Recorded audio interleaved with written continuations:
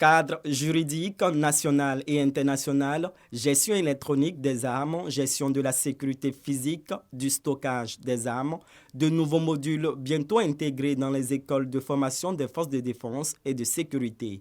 Initié par la Commission nationale de lutte contre la prolifération et la circulation illicite des armes légères et de petit calibre, ces modules de formation viennent accentuer les actions de sensibilisation du gouvernement contre les dangers liés à la circulation illicite et au trafic des armes, mais également à la lutte contre le djihadisme dans la sous-région ouest-africaine. En présence du contrôleur général de la police nationale représentant le ministre de l'Intérieur et de la Sécurité, les écoles de police, de gendarmerie, la douane et le commandement des écoles et centres de formation sont sensibilisés sur l'introduction de ces modules. La question des armes légères de petit calibre est une question mondiale. Il se trouve que les forces de défense et de sécurité dans plusieurs pays, ce n'est pas le cas de la Côte d'Ivoire seulement, ne savent pas grand chose. Nous croyons fermement que ces programmes renforceront les capacités techniques des élèves et créeront au sein des institutions de sécurité un seuil de performance et d'expertise au service de la lutte contre la prolifération et la circulation illicite des armes légères, qui en réalité est aussi la lutte contre le terrorisme et le crime organisé. L'élaboration et la disponibilité des manuels des formateurs et des apprenants font partie des points essentiels évoqués au cours de cette rencontre. Une spécialisation des apprenants pour pérenniser ces modules de formation est envisagée.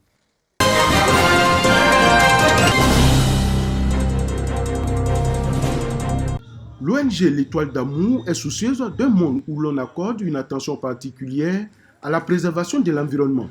Et elle le démontre partout en Côte d'Ivoire à travers ses activités sur le terrain.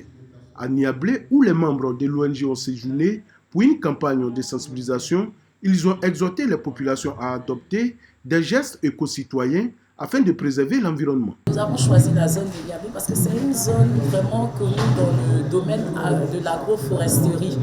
Niablé s'appelle la cité des lauréats parce qu'il y a eu 17 lauréats quand même dans le milieu agricole. C'est pas rien, mais les changements climatiques changent les donnes sur le plan agroforesterie. Il faudrait que la population soit au parfum de ce fait pour qu'elle puisse donner toujours le rendement et l'image qu'elle a toujours donnée dans ce domaine-là. La protection de l'environnement est d'abord l'affaire de tous. Cet engagement pour la préservation de l'environnement doit passer également par l'adoption d'un comportement éco-citoyen dont les grandes lignes sont définies et contenues dans la charte des éco-gestes adoptée en novembre 2020 par le ministère de l'Environnement et du Développement durable, a indiqué Dr Gustave Abois, directeur général du développement durable. Quant au sous-directeur de la lutte contre les changements climatiques, Philippe Kumassi, il a demandé aux populations d'utiliser moins les engins de transport pour éviter de polluer l'air dans sa communication sur le thème « Sensibilisation sur l'environnement et éco-gestes ». La cérémonie de sensibilisation parrainée par Ebrotier Laurent, cadre de Niablé, a été marquée par un don de vivres et de numéraires à 10 femmes et aussi la remise de plans de reboisement.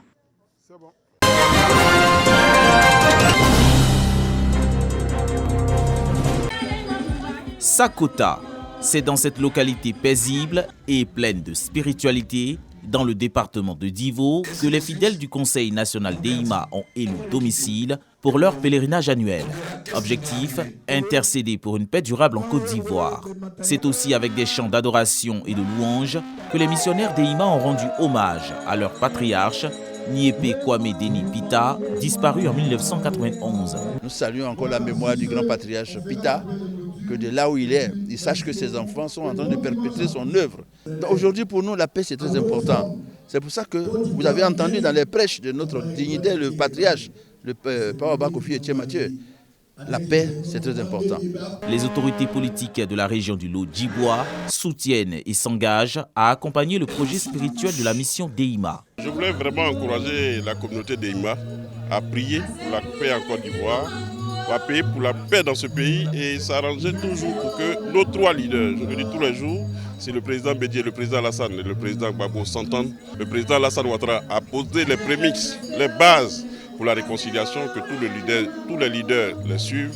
C'est sous la supervision du Pawaba Kofi Mathieu, chef de l'actuelle communauté, que le Conseil national d'Eima projette construire sa future cathédrale à Sakota. Le pèlerinage de la mission DEIMA est l'occasion d'annoncer les préparatifs du centenaire prévu pour le 15 novembre 2023.